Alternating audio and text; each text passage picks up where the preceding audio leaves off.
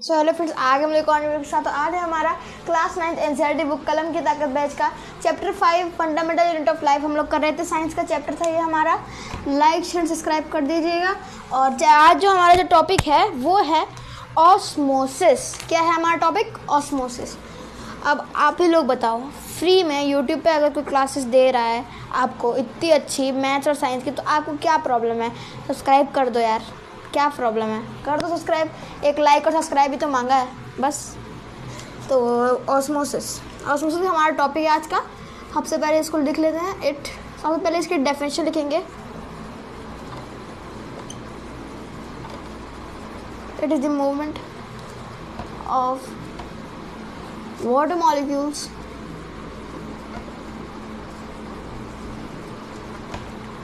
from higher concentration to lower concentration through membrane of cell। हाँ, तो अब जो हमारा आज का जो टॉपिक है वो है हमारा ऑस्मोसिस। और जो हमारा ऑस्मोसिस की डेफिनेशन है वो है it is the movement of water molecules.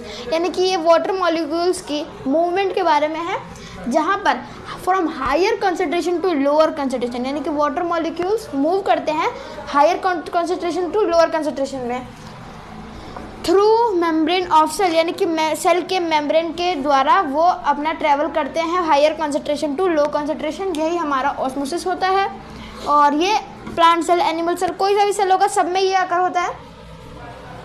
अब इसका एक और पॉइंट लिख लेते हैं। जो दूसरा पॉइंट है वो है इट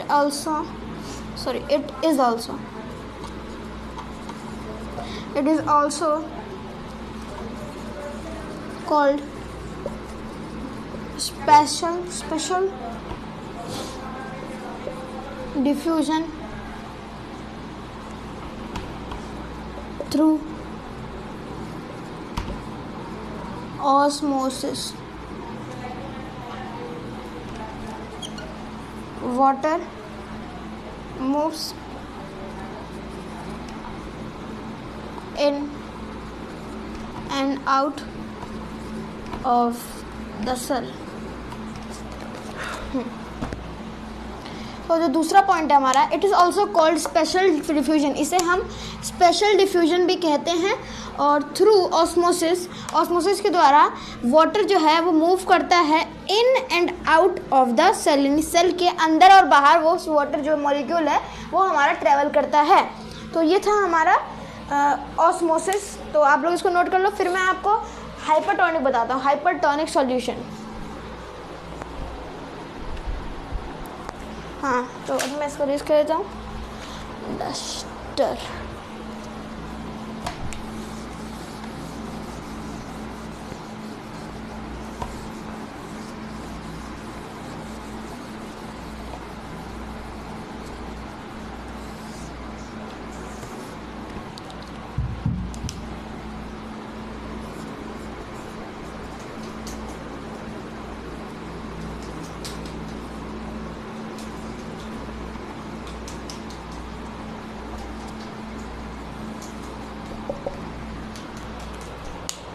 सबसे पहले इसकी डेफिनेशन लिख देते हैं, उसके बाद इसको करेंगे।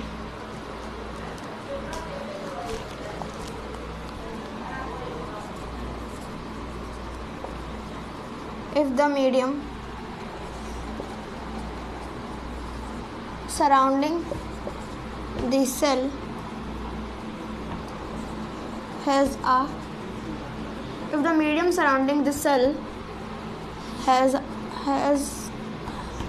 has a higher concentration, higher water concentration than the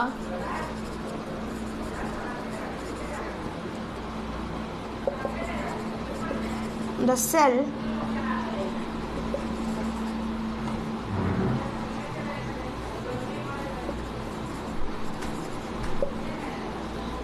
will gain water by osmosis. Such a solution